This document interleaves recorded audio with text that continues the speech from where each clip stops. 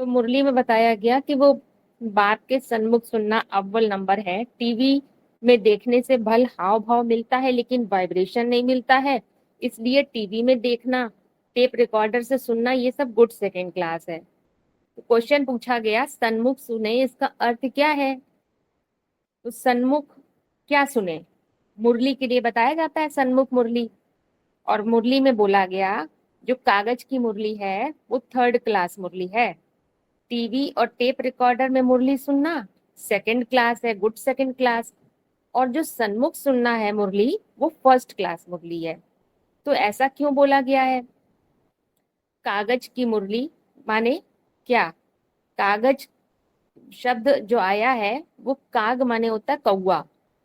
तो कागज की मुरली माने वो सिर्फ वो मुरली कैसी है, बोल बोल तक सीमित, शब्दों के अर्थ तक सीमित है, उसकी गहराई को नहीं पकड़ा। तो जैसे कि काग माने कौवा काव काव करता है बिना अर्थ के, ऐसे ही कागज की मुरली सुनना हो गया कि केवल शब्दों के ऊपर ऊपर के मोटे मोटे अर्थ पकड़े हैं, उससे कोई फर्क, उससे कुछ निकलता नहीं है।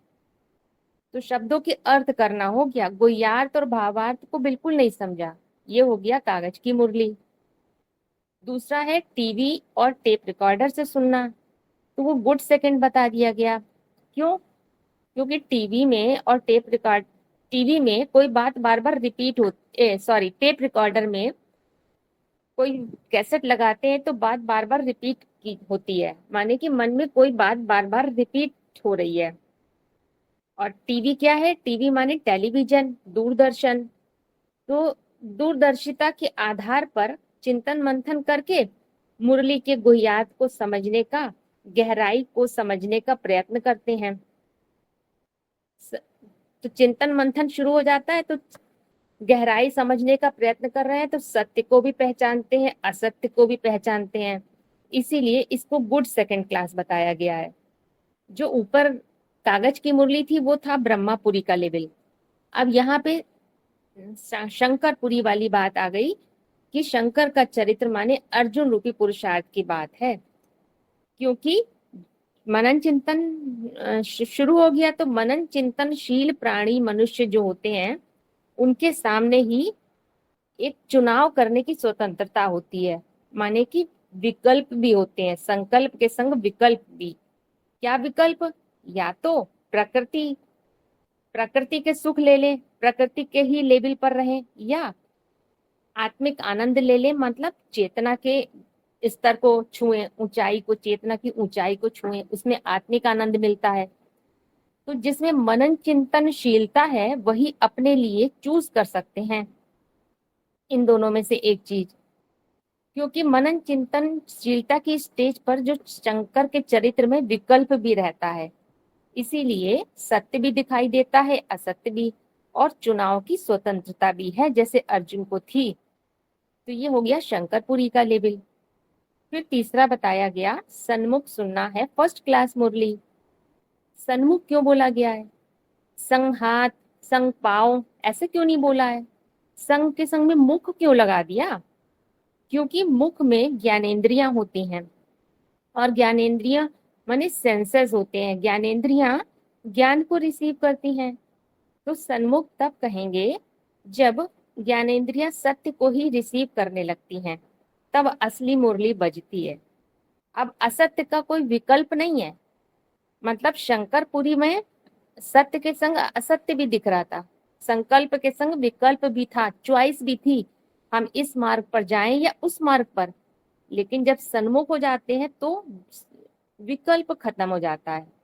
क्यों? क्योंकि वहां सिर्फ सत्य ही सत्य दिख रहा है, सन्मुख सत्य के सामने मुख हो गया, जो डायरेक्शन को रिसीव कर रहा है, बीच में कोई मीडिया नहीं है। और ये सब कब होता है? मन बुद्धि की एकाग्रता से वाइब्रेशन बनता है। तो डायरेक्टर डायरेक्ट रिसीव करता है डायरेक्शन को, वहां पर बीच में कोई दलाल गुरु नहीं होता है। उसके लिए क्या गुरु है? सत्य ही गुरु है। इसीलिए बोला बाप डायरेक्ट मत देते हैं, माना डायरेक्टर वाली स्टेज पर वो डायरेक्ट मत को रिसीव कर सकते हैं। तो जब तक सन्मुख नहीं बनेंगे तब तक श्रेष्ठ मत नहीं है, मिक्स चैरिटी है, सुनी सुनाई बातें हैं, श्रेष्ठ मत नहीं हुई। इसीलिए मुरली में बताया, जब शंकर संपन्न बन जाता है, शिव समान बन जाता है, तो शिव समान बन जाता है। तो 3 स्टेजेस की बात, 3 स्टेज ऑफ माइंड बताया गया है। तो जो पहली वाली स्टेज में तो सिर्फ विकल्प और संकल्प, मतलब स्वतंत्रता नहीं थी चुनने की, क्योंकि दिख ही नहीं रहा था, समझ ही नहीं आ रहा था, मोटा मोटा सुन रहे थे, शब्दों के अर्थ समझ रहे थे, केवल अर्थ ही पकड़ रहे थे। फिर दूसरी वाली स्टेज में संकल्प के संग विकल्प भी आ गया, और तीसरी सन्मुख में विकल्प खत्म हो जाता है, सिर्फ सत्य के सामने मुख है, तो सन्मुख कहा गया। क्योंकि जो शिव होता है, शिव क्या है? अरूप, उसके लिए बताया गया निराकार, माने ऐसी चेतना जो सब रूपों को भली भांति समझ ले, ऐसी चेतना जो सब आकारों का रहस्य जान ले। मतलब चेतना की वो स्थिति जिसमें बहुत विकल्प नहीं दिखाई दे रहे हैं। इसीलिए कहा गया शिव निर्विकल्प है। निर्विकल्प माने, विकल्प माना होता है चॉइस। जैसे 2 बातें दिख रही हैं तो हमें फैसला करना है, हम ये करें कि ये करें। 10 बातें दिख रही हैं, हमें फैसला करना है, एक चुनना है, तो ये हो गया संकल्प के संग विकल्प भी चल रहा है, चॉइस है। लेकिन यहाँ शिव चेतना की वो स्थिति है जहाँ सिर्फ एक ही रास्ता दिख रहा है चलने योग्य, एक ही काम दिखता है करने योग्य, एक ही द्वार है प्रवेश होने योग्य, बाकी रास्ते नहीं दिख रहे हैं। ऐसा नहीं है कि 50 दिख रहे हो तो 49 को वो ठुकरा दे तब एक में प्रवेश करे, नहीं, ऐसा बात नहीं है। वहां तो विकल्प खत्म हो जाता है, चेतना की वो स्थिति जिसके लिए वार्तालाप में बोला गया इस संग के रंग से संस्कार मर्ज होते हैं और संग के रंग से संस्कार इमर्ज होते हैं।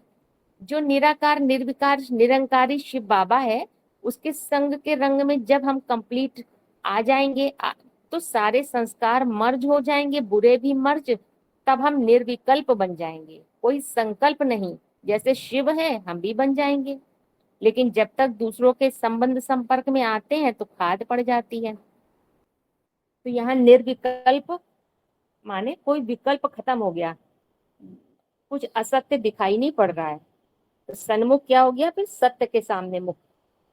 तो सत्य के सामने मुख कहा जाता है, इसीलिए पीठ नहीं कही जाती है, माने दिल से स्वीकार कर लिया जो अविनाशी है वही सत्य है, विनाशी असत्य होता है। तो इस तरह से ये सन्मुख सुनने का मतलब हो गया डायरेक्टर वाली स्टेज ऑफ माइंड पे पहुंचना। आपका बोलने का जो भावार्थ है, जब तक सन्मुख पोजीशन नहीं आती तब तक कहीं ना कहीं मुक्ति का आधार कहीं ना कहीं लेना है। जब आत्मा सन्मुख स्टेज तक पहुंच जाएगी तो किसी का आधार लेने की जरूरत ही नहीं है। बिल्कुल, तब तो ओके। डायरेक्ट रिसीव कर रहे हैं, कोई बीच में मीडिया गुरु नहीं है, देहधारी गुरु नहीं है, डायरेक्ट रिसीविंग हो रही है ना। मुरली में सतमुख, जो सन्मुख है सतमुख, उसको क्लियर किया है बाबा ने कि जो सत्य मुख है तो वो किसको बोला है? बुद्धि को बोला है सत्यमुख। तो बुद्धि में जब बात बैठ जाती है तो निश्चयात्मक बुद्धि हो जाती है। जैसे मुरली में बोलते हैं कि आत्मा रूपी सुई की सारी कट उतरने पे तुम बच्चे डायरेक्ट बाप से सीखते हैं। तो बुद्धि में जब कोई बात बैठ जाती है तो निश्चयात्मक बुद्धि कहते हैं ना। तो निश्चयात्मक बुद्धि जब हो गई तो वो डायरेक्ट रिसीव करती है ज्ञान को। वही हो जाता है अव्वल नंबर सुनना। अव्वल नंबर सुनना क्यों दीदी? हाँ बिल्कुल, डायरेक्टर वाली स्टेज पे तो मन की स्थिति की बात ही नहीं है, वो तो ऊंची स्थिति है ना, बौद्धिक स्तर की बात है, तभी तो डायरेक्ट रिसीव करेंगे। निश्चयात्मक बुद्धि बने तो डायरेक्ट मत को रिसीव कर सकते हैं। अच्छा, आपने जो टीवी वाला क्लियर किया था, इसको एक बार और कर दीजिए। टीवी में देखने से फल हाव भाव मिलता है लेकिन वाइब्रेशन नहीं मिलता। हाँ, तो बताया गया कि जो टीवी में देखने से हाव भाव मिलता है, वाइब्रेशन नहीं मिलता है। तो वाइब्रेशन कैसे बनता है? एकाग्रता से वाइब्रेशन बनता है, मन बुद्धि की एकाग्रता से। और टीवी में देखने से वाइब्रेशन नहीं बनता है, माने टीवी में देख रहे हैं, टीवी क्या है? दूरदर्शन, यानी कि दूरदर्शिता के आधार पे हम कोई बात को समझ रहे हैं अभी, तो अभी समझ रहे हैं, अभी एकाग्रता नहीं है, क्योंकि यहाँ पे संकल्प और विकल्प दोनों हैं, तो एकाग्रता नहीं है। इसीलिए चॉइस है, अभी अभी हम सेट नहीं हुए, निश्चयात्मक बुद्धि नहीं बने हैं। इसलिए ये बात कही गई है कि वो एकाग्रता नहीं है। तो दोनों चीजें अभी हमारे सामने हैं, सत्य भी है असत्य भी है, अभी एकाग्रता नहीं है, इसलिए गुड सेकंड क्लास बताया गया है। तो मतलब ये समझ सकते हैं कि जैसे बुद्धि है वो दृष्टिकोण तो पकड़ लेती है लेकिन निश्चयात्मक नहीं हुई है, और जब तक बुद्धि निश्चयात्मक नहीं है तब तक मन भी पूरी तरीके से उसका सहयोग नहीं दे पाता है, तो वाइब्रेशन बनता नहीं है हाँ फिर। हाँ बिल्कुल, बुद्धि में जब तक सत्य की पूरी पहचान नहीं हुई है, निश्चयात्मक बुद्धि नहीं बने हैं, तो मन तब तक योग युक्त भी नहीं हो पाते हैं, तो वाइब्रेशन नहीं बनता है। और वाइब्रेशन कहाँ बताया, सन्मुख में ही वाइब्रेशन बनता है। इसके लिए 2 मुरली के महावाक्य भी सुना दे रहे हैं। वो निराकार भगवान भी जब आते हैं तो अपने बच्चों से बात करते हैं, जो सन्मुख बैठकर सुनते हैं बाप से, आत्माओं से बात करते हैं। माना जो आत्मिक स्थिति की प्रैक्टिस कर लेते हैं, प्रैक्टिस में रहते हैं, आत्मिक स्थिति की प्रैक्टिस में पास हो जाते हैं, उन बच्चों से बात करते हैं। स्व स्थिति में स्थित होने वालों से बात करते हैं, स्व आत्मा को कहा जाता है। दूसरा महावाक्य है, बाप से डायरेक्ट सीखने वालों में भी 2 प्रकार के हो गए, एक है डायरेक्ट सन्मुख और एक है इनडायरेक्ट सन्मुख। तो सन्मुख बैठने वाले जैसे 2 प्रकार के हो गए, एक मन बुद्धि से जुड़े हैं और एक तन से सन्मुख बैठे हैं, लेकिन मन बुद्धि से विपरीत संकल्प चलाने वाले हैं। तो ऐसे ही जो डायरेक्ट है वो भी 2 प्रकार के हो गए। माना सारा खेल मन बुद्धि का है, बट इसमें साबित हो रहा है जो तन से केवल सन्मुख है उनको मन बुद्धि कहीं और लगी हुई है, तो सन्मुख नहीं कहेंगे, क्योंकि वाइब्रेशन नहीं बनेगा, वाइब्रेशन बनता ही है मन बुद्धि की एकाग्रता से। आपने जो सेकेंडरी स्टेज बताई, माना एक परखने की शक्ति सत्य और असत्य की आधार पर, तो उसका जरा और थोड़ा सा सही तरह से बताइए। जो ब्रह्मापुरी थी तब तो कागज की सेकेंडरी स्टेज जो सत्य असत्य की बात। हाँ बता रहे, ब्रह्मापुरी थी तो कागज की मुरली सुन रहे थे, तो बोल बोल तक सीमित थे, सुनने और सुनाने का काम चल रहा था, समझने समझाने का नहीं। तो बोल बनता शब्दों के अर्थ तक सीमित थे। फिर जब सेकेंडरी स्टेज आती है तो समझने का काम शुरू हुआ। शंकर का चरित्र में 3रा नेत्र दिखाया जाता है, तो उसमें क्या है, समझने का काम तो शुरू हुआ, तो शब्दों के गहरे अर्थ समझे, गुह्यार्थ समझे, समझने का प्रयत्न कर रहे हैं, लेकिन चिंतन अभी चल रहा है, अभी कंप्लीट नहीं हुआ है। तो अभी पुरुषार्थी स्टेज में एकदम से वाइब्रेशन नहीं बन गया है, लेकिन गहराई को पकड़ रहे हैं, गुह्यार्थ भावार्थ को समझने का प्रयत्न कर रहे हैं। तो उसके सामने संकल्प के संग में विकल्प भी है, यानी कि चुनने की, चुनाव की स्वतंत्रता है। शंकर माने अर्जुन रूपी पुरुषार्थी की बात है। तो चुनाव की क्या स्वतंत्रता है, उसके आगे उसको ज्ञान के गहरे अर्थ, गहराई भी समझ में आ रही है। अब वो चले या ना चले, ये उसके ऊपर उसको स्वतंत्रता है। कृष्ण ने अर्जुन को गीता ज्ञान सुनाया, लेकिन फोर्स नहीं करा कि तुम मानो ही मानो ये बात, उसके ऊपर छोड़ दिया, तुम्हें स्वीकार करना है तो करो, ना करना है तो तुम्हारी मर्जी। तो यहाँ यही है, ये स्वतंत्रता किसके पास होती है, मनुष्यों के पास, मनन चिंतनशील प्राणियों के पास चुनाव करने की स्वतंत्रता होती है। ये आत्मा का विशेष गुण है। माने आत्मिक स्थिति की प्रैक्टिस कर रहे हैं ना, आत्मा समझ रहे हैं, तो ये चुनाव करने की मादा डेवलप हो जाता है। हम किस रास्ते चले, सत्य और असत्य दोनों दिख रहे हैं, अब जिस रास्ते चले ये उसके चुनाव के ऊपर निर्भर है। तो इसलिए ये जो है शंकरपुरी यानी सेकंड, ये गुड सेकंड क्लास बताया गया।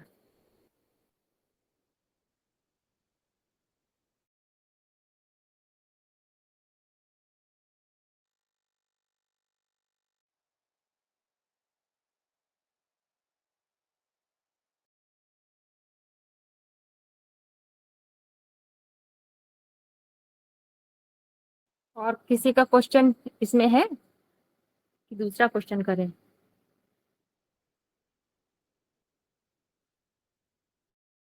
ज्ञान और योग में अंतर क्या है?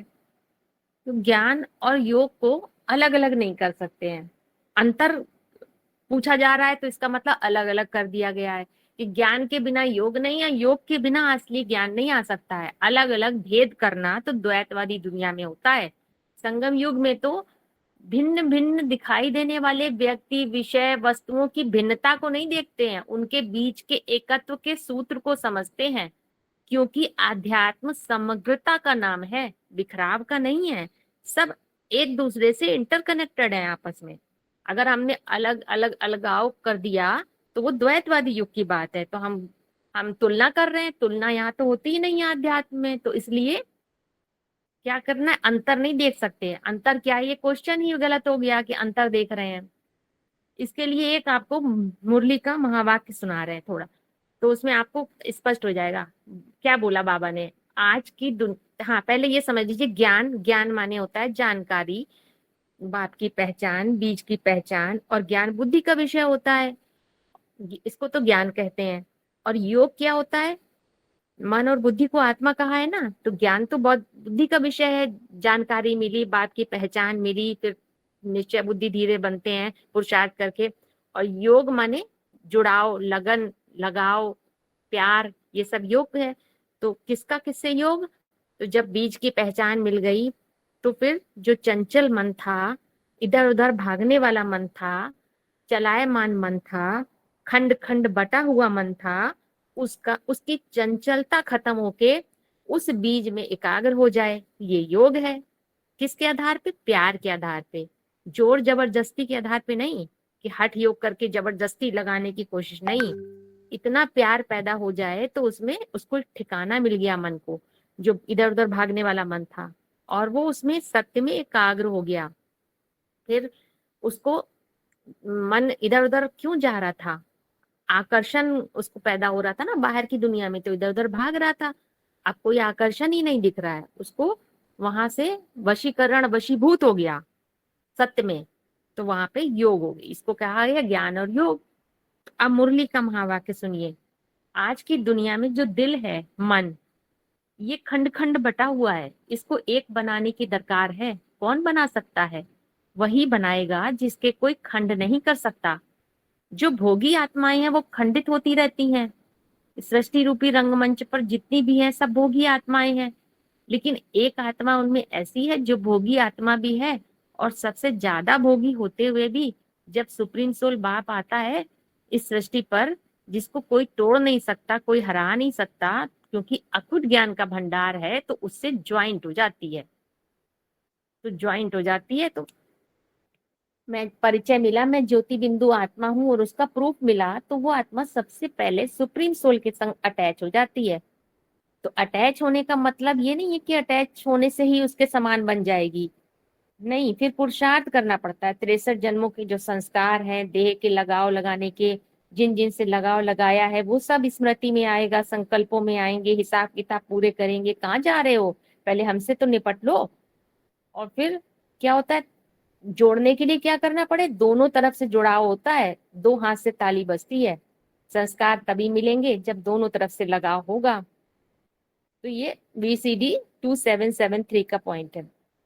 तो माना कि पहले खंड खंड बटा हुआ जो मन बताया, तो अपने अंदर झांकना होगा कि हम कहाँ कहाँ बिखरे हैं, कहाँ कहाँ टुकड़े पड़े हैं। जो खंड खंड बटा हुआ मन है वो कहाँ कहाँ बिखरा है, कितने टुकड़े हैं, और कहाँ कहाँ मन जाता है, भागता है, चेक करना है। तो जब पहले दिखने लगे कैसे कैसे मन किस किस जगह भाग रहा है, जो समय और ऊर्जा को नष्ट कर रहा है, जब उसको देखना आ जाएगा तो फिर उसे एकत्रित करना, उन टुकड़े बिखरे टुकड़ों को एकत्रित करना भी आसान होगा। माने इन अगर हम ध्यान से देखेंगे तो उनका अस्तित्व मिट जाएगा, क्योंकि जब तक हम देख नहीं रहे हैं तो वो माया का रूप हो जाता है, और जब हम फोकस करते हैं तो उनका अस्तित्व खत्म हो जाता है। और मन इधर उधर तब तक भागता है जब उसे आकर्षण दिखाई देता है। तो उन आकर्षण, ये आकर्षण कैसा है, ये गुरुत्वाकर्षण है जो खींचता है मन को। तो इसके विपरीत क्या होता है, गुरुत्वाकर्षण के विपरीत वो जो वशीभूत हो जाता है, जो बताया। वशीभूत किससे होगा, ज्ञान के आधार पर वशीभूत होता है। तो ये ज्ञान और योग दो पंख हैं ऊंची उड़ान के लिए। तो गीता में इसीलिए क्या बताया है, ज्ञान और योग अलग चीज नहीं है, उनको सांख्य कहा जाता है, सांख्य योग गीता में बताया गया। सांख्य का मतलब है सह आख्या, माने कि ज्ञान जिसकी व्याख्या की जा सके। तो वो सांख्य हो गया। इसीलिए गीता में बोला है सांख्य योगो पृथक वाला प्रवदंती न पंडिता, माने सांख्य और योग अलग अलग नहीं है, वो ज्ञान भी है, ज्ञान रूपी दूध भी है, उसमें सार भी है, ज्ञान का इतना विस्तार भी है। तो इस महावाक्य से भी साबित हो रहा है कि वो अलग अलग नहीं है। फिर एक और कैसे समझे कि ज्ञान और योग को कैसे कनेक्ट करा गया है। आपने अंतर पूछा, जबकि अंतर नहीं, उनमें संबंध क्या है ये पूछिए। ये तो असली बात हुई आध्यात्मिकता वाली। तो संबंध क्या बताया मुरली में, ज्ञान और योग दोनों भाई बहन हैं, ये संबंध बता दिया। इसका क्या मतलब हुआ, माने कि ज्ञान जो है बुद्धि का विषय है, तो बुद्धि के आधार पे क्या होता है, पुरुषार्थ होता है, माने मेल वर्जन को डेवलप करते हैं। तो ज्ञानी किसको कहेंगे, ज्ञानी माने भाई, भा माने ज्ञान की रोशनी आई, तो ज्ञानी माने भाई हो गया मेल वर्जन, ज्ञान की रोशनी आई, और बहन हो गया उसकी धारणा, कैसी, ना बहने वाली, बहन बहे ना, जो बहे ना, माने जब ज्ञान की रोशनी आ जाती है बौद्धिक स्तर पे, तो उसकी धारणा शक्ति कैसी होती है, ना बहने वाली। ये इसीलिए जो पुरुषार्थी हैं उनको क्या बताया है, शंकर पार्वती भी क्या है, भाई बहन है, ब्रह्मा कुमार कुमारी क्या है, भाई बहन है। वो घड़ी घड़ी छदित नहीं होते हैं। अगर ज्ञान की रोशनी आ गई बुद्धि में तो ना बहने वाली धारणा काम करने लगती है। इसीलिए मुरली में बता दिया ज्ञान और योग दोनों भाई बहन है। फिर ज्ञान के लिए क्या बताया कि ज्ञान माने समझ, और समझदार उसको कहा जाता है जिसको समझना भी आता है, मिटाना भी आता है, परिवर्तन करना भी आता है। ये गहरे गहरे पॉइंट है समझने के कि ज्ञान माने क्या, क्योंकि अभी हम ज्ञान और योग को अच्छी तरह समझेंगे। तो ज्ञान माने होता है समझ, ये भी अव्यक्त वाणी का पॉइंट है। समझ का अर्थ है अनुभव में लाना। सुनना सुनाना अलग चीज, अनुभव करना अलग चीज है। ये श्रेष्ठ ज्ञान है अनुभवी बनने का। द्वापर युग से तो सब ज्ञान सुना और सुनाया, और लेकिन अभी भी क्या किया, आधा कल्प किया, तो अभी भी यही किया, तो क्या बड़ी बात। अब नवीनता क्या है कि ज्ञान का एक एक शब्द अनुभव में आ जाए, रियलाइजेशन हो जाए, आत्मा हूं ये अनुभूति हो जाए, परमात्मा का अनुभव हो, इसको कहा जाता है नवीनता। इसीलिए भोजन पकाना है ये आपका काम है, और हाँ, उसमें और भोजन खाना भी। पकाना है, अग्नि अग्नि भी चाहिए, तेज योग अग्नि भी चाहिए, है ना। केवल केवल ज्ञान जल से तो नहीं, ज्ञान जल का रूप है, तो वो तो जल का रूप है, उसको अग्नि बनाना पड़ेगा। इसीलिए यहाँ पे क्या बताया गया, ज्ञान और योग की भट्टी होती है, दोनों के लिए कहा है ना, ज्ञान योग की भट्टी है। तो भट्टी मतलब कि ज्ञान तो बुद्धि का विषय है और योग क्या है, मन का। अब बुद्धि होती ऊपर चढ़ने वाली, सार को पकड़ने वाली, और जो मन के आधार पे क्या होता है, मन का वो है स्वभाव नीचे जाना, कौन से अधोमुखी मन का, विस्तार को पकड़ने वाला है।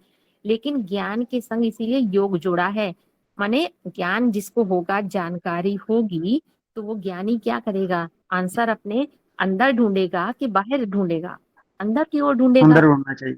हाँ, बुद्धि अंदर की होना चाहिए। एकाग्रता से अपने अंदर ही हर बात के आंसर, आध्यात्मिक ज्ञान है ना। तो बुद्धि, मन बुद्धि की सीमा के अंदर रहकर सारे जवाब को प्राप्त करने की कोशिश करेगा। तो अगर ऐसा करा तब योग भट्टी मतलब शुरू हो जाती। योग भट्टी में माने एक सीमा बांध दी गई है कि हमें बाहर नहीं निकलना। भट्टी में क्या होता है, आग लगाते हैं, तपत महसूस, ये पकती हैं, ईंटें पकती हैं, और ये क्या है, आत्मा रूपी ईंटें हैं। मतलब देह भान को तकलीफ होगी, लेकिन क्या होगा, बुद्धि तेज होती जाती, सूक्ष्म बनती जाती है। तो ऐसा होता है कि भट्टी में ईंटें पकती हैं तो पहले कच्ची ईंटें तैयार करते हैं, कच्ची ईंटें तैयार करी जाती है, एकदम से तो पकी हुई नहीं होती हैं। तो यहाँ पे जब आत्मा रूपी ईंट बन गई, कच्ची ईंटें पकने के लिए ज्ञान योग की भट्टी चाहिए। तो ज्ञान, वही इंफॉर्मेशन जो मिली उससे समझ डेवलप होती है, फिर तर्क वितर्क करके मनन चिंतन मंथन करते हैं तो योग लगने लगता है। तो क्या है, एक वाइब्रेशन बनने लगता है, वो तपत महसूस होती है। इसीलिए मुरली में बोला है आत्मा की तपस्या क्या है, मन बुद्धि को आत्मा समझकर भ्रकुटी में एकाग्र करना, ये बोला है। तो इसके आधार पे समझना है कि कैसे ज्ञान योग की भट्टी करके फिर, हाँ, पहले तो ज्ञान जरूरी है और उसके बाद योग, योग महत्वपूर्ण है। तो योग का असली अर्थ क्या है ये समझते हैं। योग एक संस्कृत का शब्द है। योग किससे आया है? युज, युज शब्द से, जिसका अर्थ है इकट्ठा होना या बांधना। योग एक आध्यात्मिक प्रक्रिया है जिसमें मन रूपी आत्मा का सत्य से मेल हो जाता है। तो योग माना, यो माने जो ले जाए, ग माने इंद्रियां, माने जो इंद्रियों से परे ले जाए, दूर ले जाए, उसको कहते हैं योग। तो योग को बल भी कहा जाता है।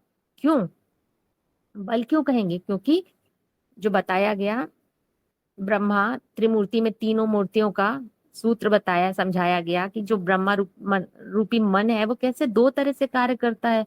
जब नीचे की ओर कार्य करता है, चार दिशाओं में चक्कर लगाता है, तो इंद्रियों से कनेक्ट रहता है, शक्ति क्षीण रहती है। और वही मन जब अंदर की ओर मुड़ जाता है, अंतर्मुखी बनता है, तो उसका योग किससे जुड़ जाए? सत्य से। योग युक्त एकाग्र अवस्था में वो इंद्रियों का भान भूल जाता है। तो इंद्रियां क्या है? 10 द्वार हैं जिनसे लीकेज होता है। रंग महल के 10 दरवाजे, मुरली में ये बोला है ये बात, रंग महल के 10 दरवाजे। पता नहीं कौन सी खिड़की खुली थी, कौन चोर आके बैठ गया, ऐसे करके बोला है। तो अगर ये द्वार बंद हो गए, ये द्वार कैसे हैं? इनसे लीकेज होता रहता है, इंद्रियों के द्वार से। इंद्रियों का भान ही ना रहा, तो जो नीचे जाने वाली शक्ति थी वो क्या हो गया? ऊपर चढ़ने की अभ्यासी हो गई।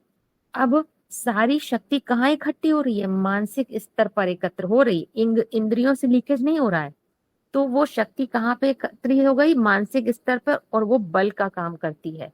यही आत्म बल है, रूहानी बल और वाइब्रेशन की शक्ति भी है, जो सारी सृष्टि को परिवर्तन कर देती है। इसीलिए गीता में क्या बताया योग के लिए? ज्ञानाग्नि दग्ध कर्माणि योगे कर्मस कौशलम। ज्ञान माने जानकारी, और वो जो जानकारी है वो अग्नि का रूप कब लेगी? अगर देहभान के आधार पे सुनेंगे तो वो जल का रूप है, धारा है। उसे अग्नि का रूप बनाने के लिए क्या करना पड़ता है? चिंतन मंथन की घिसाई करनी पड़ती है, तो वो ऊपर की ओर चढ़ने लगती है अग्नि।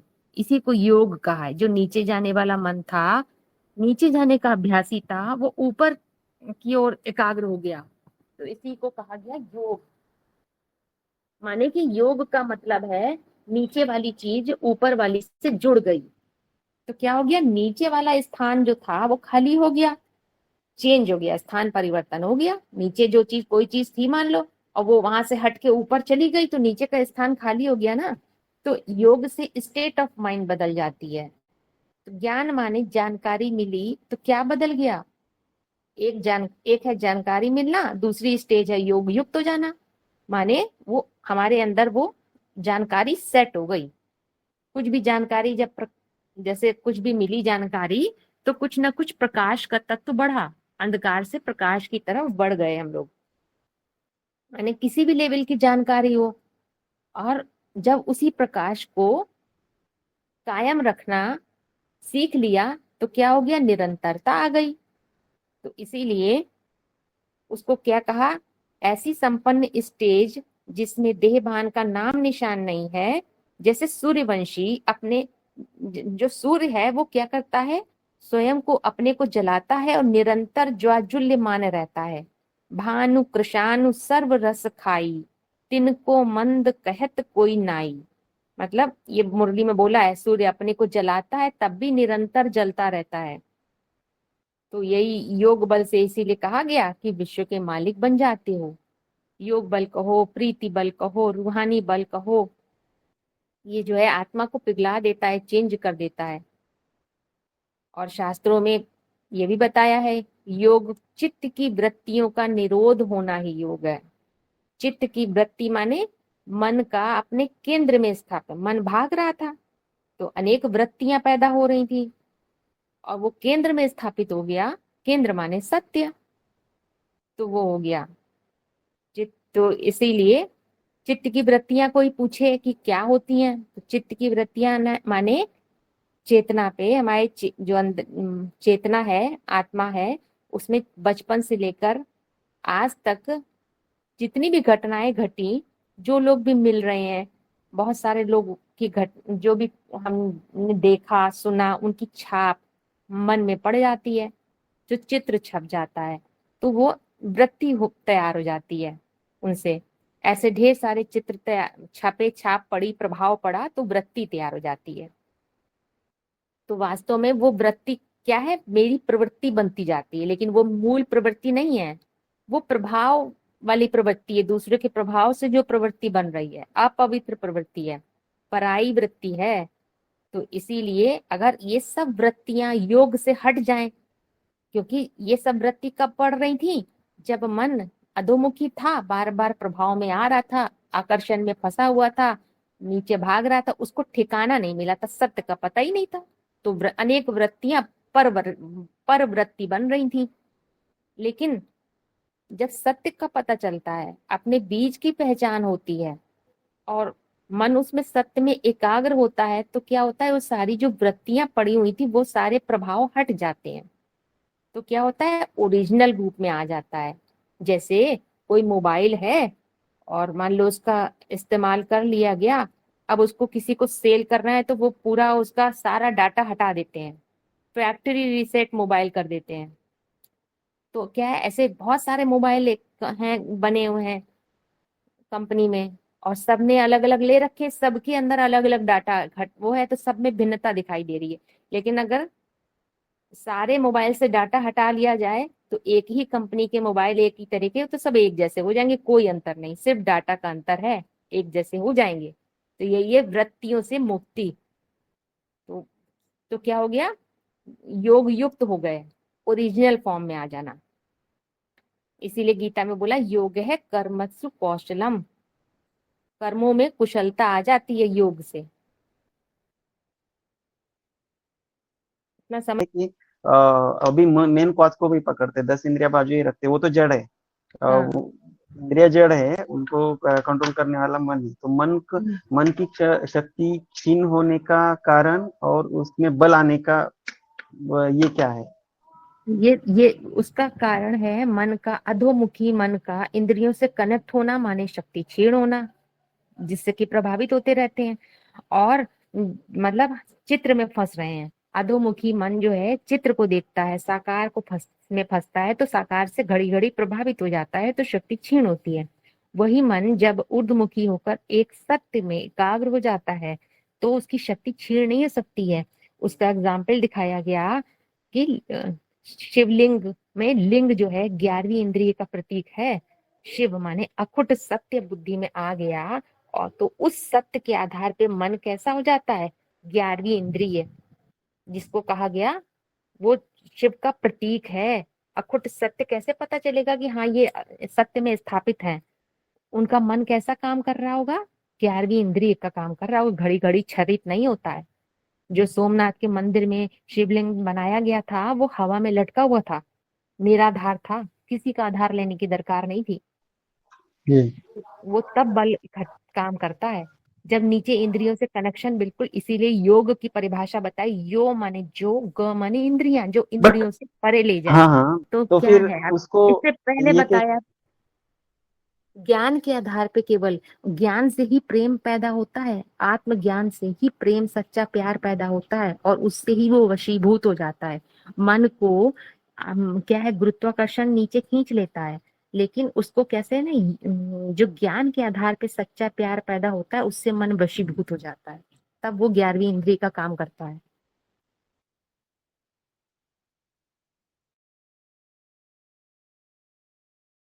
और उसके स्टेप्स क्या है? मेरा प्रश्न ये था कि जैसे क्षीण होने का तो अर्थ समझ में है, बट उसमें बल भरने का क्या स्टेप्स है? यही है क्या? फिर मुरलिया सुनना, फिर मुख्य धारण बात है करना ज्ञान की, अपने। हाँ, गहराई से हाँ। समझना, ज्ञान का अमृत बनाना, ज्ञान को मनन चिंतन मंथन तो करके उसमें सार तत्व निकालना, अमृत निकालना, ऐसी बात इतनी सूक्ष्म लेवल पर पहुंचा देना ज्ञान माना को कि उस मन को जड़वत भी नहीं बनाना है, बट उसका सिर्फ ट्रांसफॉर्मेशन करना है इसमें। बस, हाँ हाँ जी, माना रोकना नहीं है, सिर्फ उसको मोड़ देना है, उसको जहाँ वो बिल्कुल बिल्कुल नीचे बिल्कुल। जा रहा था उसको ऊपर ऊपर लेना है उसको से। प्यार के आधार पे क्योंकि परिवर्तन, और प्यार, रुके, हाँ, जिन भी बोला ना, वो रुकेगा तो नहीं मन, तो उसको कुछ तो कुछ चाहिए ही। वो प्यार, मन जो है, बच्चा है, छोटा बच्चा, उसको प्यार के आधार पे परिवर्तन करना है। और मतलब इसीलिए कहा है योग बल से तुम विश्व के मालिक बन जाते हो। और जैसे कोई छोटा बच्चा होता है, उसके हाथ में कोई चीज है, पुराना खिलौना है, वो नहीं दे रहा है, तो उसके हाथ में दूसरा खिलौना दे दो, वो दे देगा बराबर। हाँ, तो ऐसे ही तो पुरानी फिर चीज ये को हटा योग, देते हैं। हाँ ज्ञान, ये अभी ज्ञान योग की बात करते हैं, ये है, इससे बल आता है मन आत्मा में। तो फिर ज्ञान तो पहले इंफॉर्मेशन बाहर से ही आएगी ना, बाहर से आएगी, फिर उसका बिल्कुल हम बिल्कुल, मनन हाँ चिंतन हाँ मंथन हाँ करेंगे, फिर उसका हाँ सार निकालेंगे, जो फिर आप भोजन का भी उदाहरण दे रहे थे, फिर जब हाँ हम उसको खाएंगे उसका रस बनेगा तब ताकत आएगी इसमें। यही हाँ जी, स्टेप्स है ना उसका हाँ बल हाँ भरने का। बिल्कुल बिल्कुल। बराबर, समझ में आया अभी। ठीक है, फिर आज के लिए इतना ही। अब परसों जब क्लास करेंगे तो एक तो वो वाला जो गुरु वाला है ना, गुरु पूर्णिमा है ना, उसका हम जो भेजा था मनन चिंतन में पढ़ा है, सब लोग उस पे चिंतन करके आइएगा उस श्लोक पर, जी। ठीक है।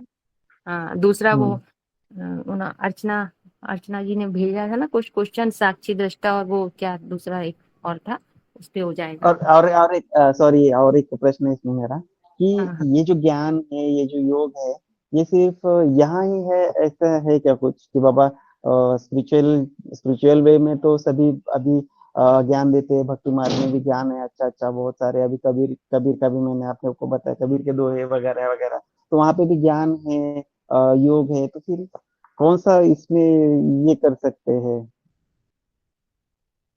आपको, वरना समझ में आया मैं प्रश्न, कि फिर कौन सा ज्ञान, सब जो ज्ञान को हम इंफॉर्मेशन भी कहेंगे, तो इंफॉर्मेशन हाँ की कौन हाँ। सी इंफॉर्मेशन पिक करनी चाहिए अस, हमको असली फिर, देखिए, ताकि असली वो हम ज्ञान, आगे बढ़ सके, असली ज्ञान और वो ताकि, योग उसे कहेंगे जिससे कुछ क्योंकि बाबा कभी परिवर्तन। कभी बोलते हैं, मुझे में आता है कि भक्ति मार्ग में तो पूरा भूसा भरा है, आटे में नमक मिसल ज्ञान है, तो बट वो सत्य तो है ना वहां पे भी।